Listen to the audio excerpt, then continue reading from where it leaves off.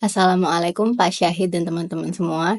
Perkenalkan saya Riza Safina Abdillah akan mempresentasikan tugas UAS saya yang berjudul Analisa Persebaran Desa Rawan Bencana di Kabupaten Trenggalek dengan K-means clustering. Yang pertama kita mulai dari pendahuluan yang berisi dengan latar belakang dari analisa yang saya kerjakan. Jadi, menurut data Indeks Risiko Bencana Indonesia, di tahun 2023, Kabupaten Trenggalek termasuk salah satu kabupaten yang memiliki risiko tingkat sedang rawan bencana, yaitu dengan peringkat ke-21 dari 38 kota lainnya di Jawa Timur. Untuk meneliti lebih jauh mengenai persebaran desa rawan bencana di Trenggalek, saya telah melakukan pencarian data kejadian bencana di Kabupaten Trenggalek selama bulan Januari hingga bulan November 2024 pada website Satu Data Indonesia, yakni data.go.id. Alasan pemilihan data ini adalah karena data yang disajikan oleh pemerintah Trenggalek melalui website ini cukup lengkap dan detail, sehingga bisa diolah lebih lanjut lagi. Dalam data tersebut berisi nama desa, wilayah yang terdampak, juga jenis bencana, dan tanggal kejadiannya. Selanjutnya, data yang sudah saya kumpulkan akan saya lakukan metode K-means clustering, yakni agar menghasilkan kelompok-kelompok desa dengan intensitas rawan bencana rendah, sedang, dan tinggi. Kenapa dipilih K-means clustering? Karena K-means clustering adalah algoritma data mining yang digunakan untuk mengelompokkan data ke dalam beberapa kelompok data atau biasa disebut cluster, di mana setiap cluster ditentukan oleh nilai rata-rata atau centroid dari data dalam masing-masing cluster. Jadi saya rasa pemilihan metode ini sangat cocok digunakan pada data persebaran rawan bencana, karena nanti tujuannya untuk menghasilkan kelompok-kelompok desa mana saja yang mempunyai intensitas rawan bencana dari rendah, sedang, dan tinggi. Selanjutnya kita masuk ke metode penelitian.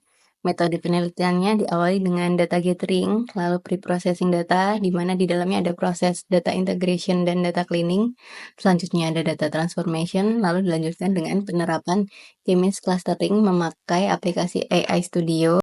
Selanjutnya kita bahas lebih lanjut mengenai masing-masing tahapan dari metode yang akan kita gunakan. Yang pertama, tahapan data gathering atau pengambilan data.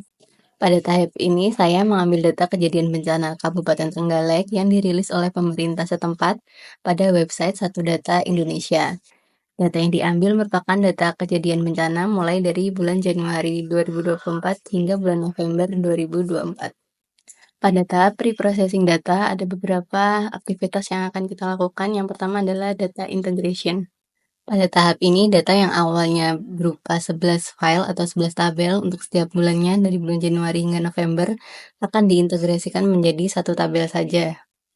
Selanjutnya masuk ke data cleaning, di mana di tahap ini data dibersihkan dalam maksud menghilangkan data duplikat serta menyamakan pola dari data. Aktivitas selanjutnya yang dilakukan dalam tahap pre-processing data yang ketiga adalah data transformation. Pada tahap ini, data yang telah diproses sebelumnya akan ditransformasi menggunakan konsep agregasi. Agregasi sendiri adalah proses simplifikasi data dengan merangkum informasi yang bernilai esensial saja. Agregasi yang akan dilakukan adalah berdasarkan nama desa, dengan cara menghitung berapa kali masing-masing bencana terjadi di setiap desa. Dari proses transformasi data ini akan menghasilkan data yang siap untuk dilakukan K-means clustering pada aplikasi AI Studio. Setelah data selesai ditransformasi, selanjutnya data akan dimasukkan pada aplikasi AI Studio untuk menerapkan metode K-means clustering.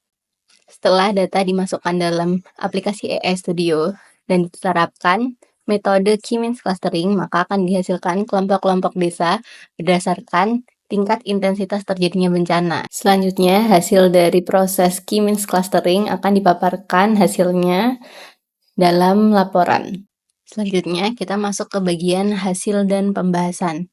Dalam bagian ini akan dijelaskan bagaimana metode penelitian yang sudah kita jabarkan sebelumnya diterapkan dalam contoh studi kasus yang telah dipilih. Selanjutnya kita akan membahas hasil dari pengambilan data.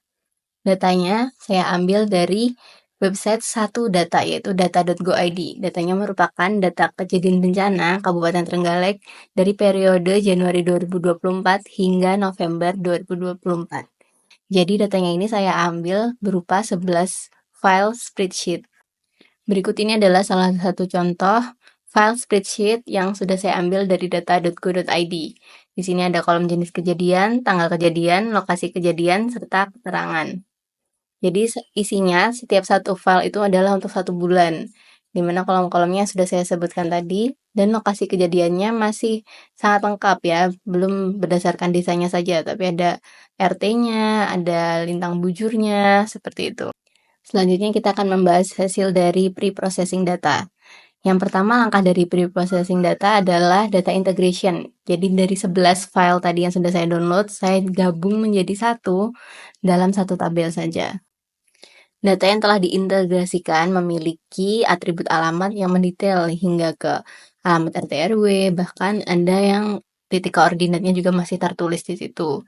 Maka pada proses data cleaning, data dibersihkan dari data duplikat dan dilakukan simplifikasi. Simplifikasi yang pertama adalah menghilangkan atribut nomor dan keterangan. Lalu mengganti atribut lokasi kejadian menjadi hanya nama desa saja. Seperti yang tampil pada tabel 3.3 berikut ini.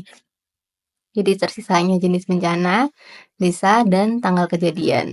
Lalu untuk simplifikasi yang ketiga adalah meringkas untuk tiap satu kejadian bencana yang menimpa beberapa rukun tetangga di desa yang sama, pada hari yang sama akan disimplifikasi menjadi satu baris data saja. Misalkan seperti yang tampil pada tabel 3.2 ini. Di sini kan ada terjadi bencana longsor yang terjadi di Desa Besuki, RT 22 dan RT 20 pada hari yang sama, hari Sabtu, tanggal 2 Maret 2024. Maka ini disimplifikasi menjadi seperti tabel 3.3 menjadi satu baris data saja, di mana jenis bencananya longsor, desanya Besuki, tanggal kejadiannya Sabtu, tanggal 2 Maret 2024. Selanjutnya masuk kepada tahap data transformation. Dalam tahap ini dilakukan agregasi dengan cara menghitung berapa kali masing-masing bencana terjadi di setiap desa, sehingga akan menghasilkan nilai total berapa kali setiap bencana terjadi di masing-masing desa pada rentang bulan Januari 2024 hingga November 2024. Misalkan kita ambil contoh untuk Desa Bangun. Dalam rentang bulan Januari hingga bulan November tahun 2024, Desa Bangun mengalami 3 kali longsor. Satu di bulan Februari, satu lagi di bulan Maret, satu lagi di bulan Juni semisal. Maka dalam proses agregasi data ini, datanya kita transformasikan menjadi satu baris yang berisi desanya namanya Desa Bangun. Lalu longsornya karena terjadi 3 kali, maka ditulis 3. Setelah agregasi data berhasil dilakukan, maka akan menghasilkan data dengan format seperti yang tampil pada tabel 3.4 berikut. Maka dengan ini data sudah siap untuk dimasukkan ke aplikasi AI Studio yang selanjutnya akan diterapkan metode key means clustering.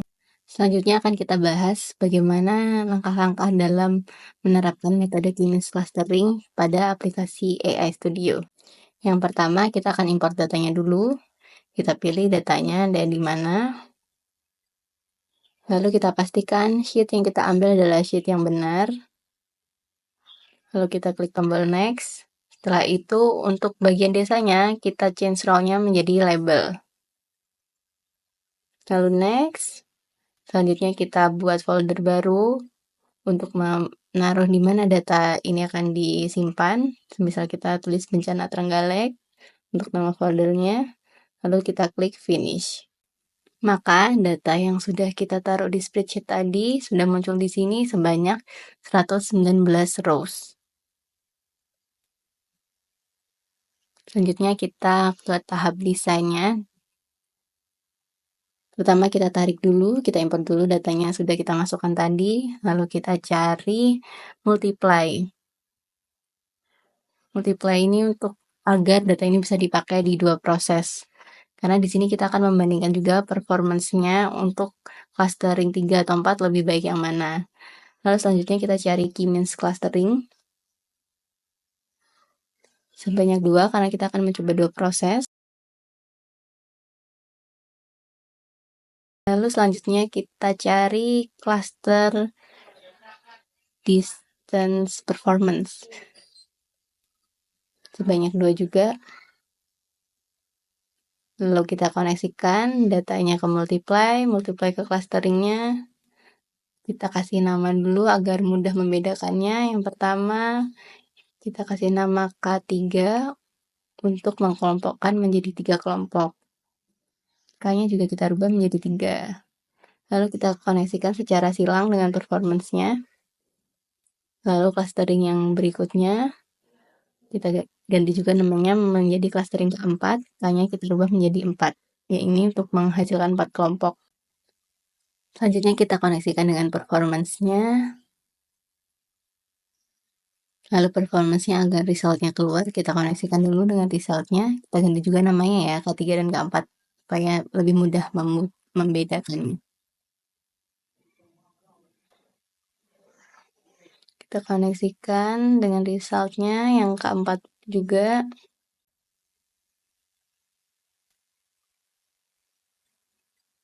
Kita cek-cek kembali lagi, lalu kita coba run. Oh, ternyata ada yang kurang koneksinya. Untuk yang clustering keempat belum dikoneksikan dengan multiply. Kita koneksikan, lalu kita coba run lagi.